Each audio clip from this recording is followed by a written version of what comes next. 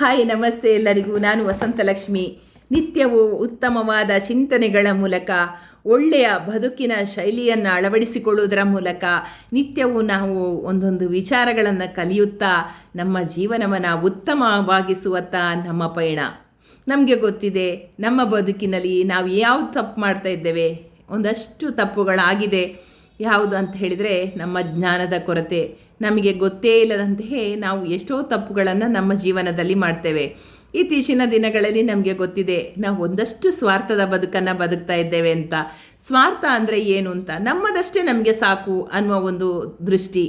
ಇದು ಯಾಕೆ ಸಾಕು? ನಮಗೆ ಗೊತ್ತಿದೆ, ಪಕ್ಕದ ಮನೆಯವರ ವಿಚಾರಕ್ಕೆ ನಾವು ತಲೆ ಹಾಕುವುದಿಲ್ಲ, ಪಕ್ಕದ ಮನೆಯವರ ನೋವಿಗೆ ನಾವು ಸ್ಪಂದಿಸುವುದಿಲ್ಲ. ಇಂತಹ ಕಾಲಘಟ್ಟದಲ್ಲಿ ನಾವಿದ್ದೇವೆ. ಇದಕ್ಕೆಲ್ಲ ಕಾರಣ ನಮಗೆ ಮುಖ್ಯವಾಗಿ ಬೇಕಿರುವಂತಹದ್ದು ನಮ್ಮ ಅಂತಸ್ತು, ನಮ್ಮ ಹಣ, ಇಂತಹ ವ್ಯಾಮೋಹಗಳು. ಇವುಗಳಿಂದ ನಾವೆಷ್ಟು ನಮ್ಮ ಬದುಕನ್ನು ಕಳೆದುಕೊಳ್ತಿದ್ದೇವೆ ಅನ್ನೋದಕ್ಕೆ ಒಂದು ಸಣ್ಣ ಉದಾಹರಣೆಯನ್ನು ನಾನಿವತ್ತು ನಿಮ್ಮ ಮುಂದೆ ಕೊಡ್ತಾ ಇದ್ದೇನೆ, ಒಂದು ಒಳ್ಳೆಯ ಕಥೆಯ ಮೂಲಕ.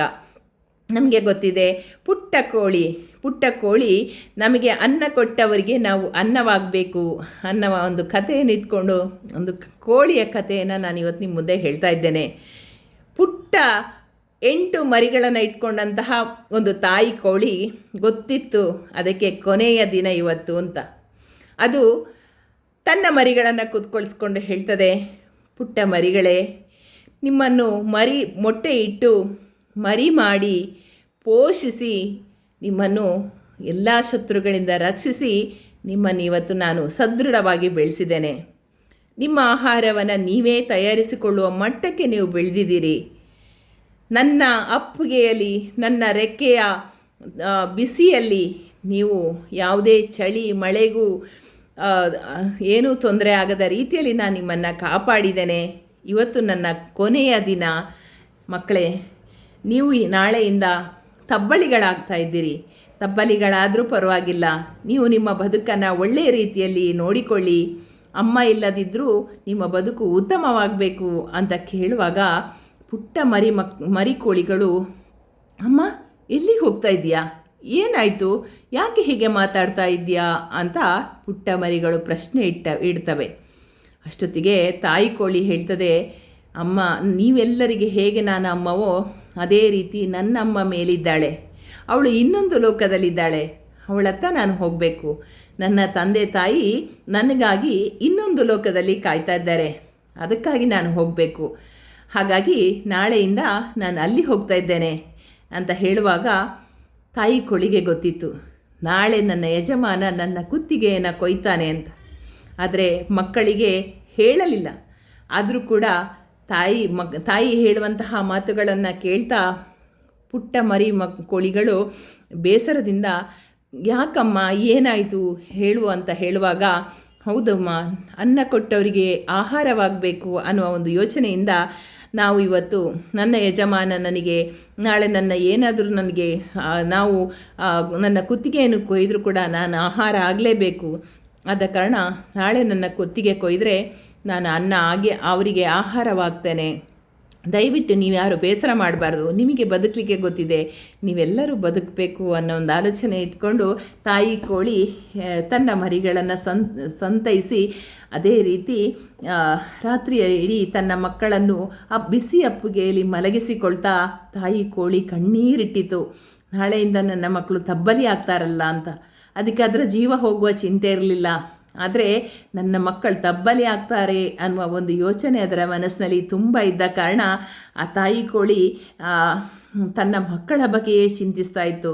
ಆ ರಾತ್ರಿ ಇಡೀ ಮಕ್ಕಳನ್ನು ಚೆನ್ನಾಗಿ ಮಲಗಿಸಿ ನಿದ್ರೆ ಮಾಡಿಸಿತು. ಅದೇ ರೀತಿ ಮರುದಿನ ಬೆಳಗ್ಗೆ ಆಗ್ತದೆ. ಬೆಳಗ್ಗೆ ಆಗುವಾಗ ಕಾಣದೆ 2 ಕೈಗಳು ಗೂಡಿಗೆ ಬಂದು ತಾಯಿ ಕೋಳಿಯನ್ನು ಎತ್ತಿಕೊಂಡು ಹೋಗ್ತದೆ. ಪುಟ್ಟ ಮರಿಗಳು ಹೆದರಿ ಬದಿಗೆ ಸರಿತವೆ. ಆದರೂ ಅಮ್ಮ ಕೋಳಿಯನ್ನು ಹೀಗೆ ಹಿಡ್ಕೊಂಡು ಹೋಗ್ತಾ ಇದ್ದಾರಲ್ಲ, ಅಮ್ಮನಿಗೆ ಇವತ್ತು ಅಮ್ಮನನ್ನು ಕೊಲ್ತಾರೆ ಅನ್ನೋದು ಪುಟ್ಟ ಮರಿ ಕೋಳಿಗಳಿಗೆ ಅರ್ಥವಾಯಿತು.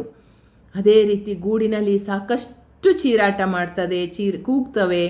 ಎಷ್ಟೇ ಕೂಗಿದ್ರೆ ಕೂಡ ತಾಯಿ ಕೋಳಿ ಮತ್ತೆ ಬರುವುದಿಲ್ಲ.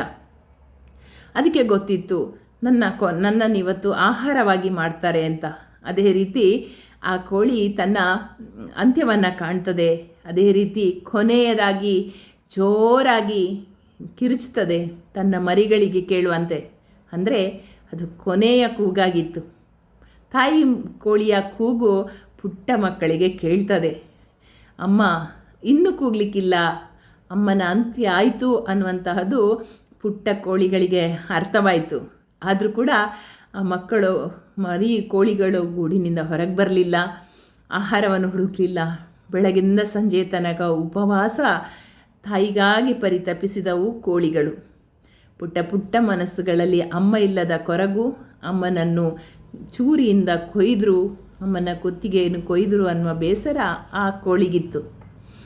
ಅದೇ ರೀತಿ ಸಂಜೆ ಆಗ್ತಾ ಬರುವಾಗ ಮನೆಯ ಯಜಮಾನ ಕೋಳಿಯನ್ನು ಕೊಯ್ದು ಅದರ ಮಾಂಸವನ್ನೆಲ್ಲ ತೆಗೆದು ಅದರಲ್ಲಿ ಎಲ್ಲವನ್ನು ತಿಂದು ಉಳಿದಂತಹ ಅದರ ಮೂಳೆಗಳನ್ನು ಅದರ ಜೊತೆ ಒಂದಷ್ಟು ಅನ್ನವನ್ನು ಬೆರೆಸಿ ಈ ಪುಟ್ಟ ಮರಿಗಳಿಗೆ ತಂದು ಹಾಕುವಾಗ ಆ ಪುಟ್ಟ ಮರಿಗಳಿಗೆ ನನ್ನ ತಾಯಿಯ ಮೂಳೆಗಳು, ನಮ್ಮ ತಾಯಿಯ ಮಾಂಸವು, ನಮ್ಮ ತಾಯಿಯ ರೆಕ್ಕೆ ಪುಕ್ಕಗಳೆಲ್ಲವನ್ನು ನೋಡಿದಾಗ ಅವುಗಳಿಗೇನು ಬೆಳಗಿಂದ ಸಂಜೆ ತನಕ ಹಸಿವಾಗಿತ್ತೋ ಆ ಹಸಿವು ಹಿಂಗೇ ಹೋಯಿತು. ಇಂತಹ ಜಗತ್ತು ನಮಗೆ ಗೊತ್ತಿದೆ. ನಮ್ಮ ತಾಯಿಯಂತಹ ಅಂದರೆ ಯಾವುದೇ ಒಂದು ಮನುಷ್ಯತ್ವ ಇಲ್ಲದಂತಹ ಬದುಕನ್ನು ಒಂದು ತಾಯಿ ಕೋಳಿಯ ಮೂಲಕ ನಾನು ಇವತ್ತು ಹೇಳ್ತಿದ್ದೇನೆ. ಭಾರತಾಂಬೆ ಯಾವ ರೀತಿ ಮಕ್ಕಳನ್ನು ರಕ್ಷಿಸ್ತಾ ಇದ್ದಾಳೆ, ಹಾಗೆ ಭಾರತ ಮಾತೆಯ ಒಂದು ರಕ್ಷಣೆ ನಮ್ಮೆಲ್ಲರ ಮೇಲೆ ಯಾವ ರೀತಿಯಲ್ಲಿದೆ, ನಾವೆಲ್ಲರೂ ಎಷ್ಟು ಬೆಚ್ಚಗಿದ್ದೇವೆ. ಆ ತಾಯಿ ಕೋಳಿಯ ಅಂತ್ಯವಾದರೆ ಅಥವಾ ಒಂದು ಭಾರತಾಂಬೆಯ ಒಂದು ಯಾವುದೇ ರೀತಿಯಲ್ಲಿ ತೊಂದರೆ ಆದರೆ ನಮಗೆಲ್ಲ ಎಷ್ಟು ಕಷ್ಟಗಳು ಅನುಭವಿಸ್ತೇವೆ. ಅದರ ಬಗ್ಗೆ ನಮಗೊಂದಷ್ಟು ಮಾಹಿತಿಗಳು ತಿಳಿದುಕೊಳ್ಳುವಂತಹದ್ದು ಮುಖ್ಯವಾಗಿ ಗೊತ್ತಿರಬೇಕಾದಂತಹ ವಿಚಾರ. ನಾವೆಲ್ಲರೂ ಅರ್ಥಪೂರ್ಣವಾಗಿ ಬದುಕ್ತೇವೆ ಹೌದು, ಆದರೆ ಜೀವನದಲ್ಲಿ ಯಾವುದನ್ನು ಕಳೆದುಕೊಳ್ತಾ ಇದ್ದೇವೆ, ಯಾವುದನ್ನು ಕಳೆದುಕೊಳ್ಳಬಾರ್ದು ಅನ್ನುವ ಒಂದು ದೃಷ್ಟಿಯಿಂದ ಈ ಒಂದು ಕಥೆಯನ್ನು ಮಾಡಿದ್ದೇನೆ.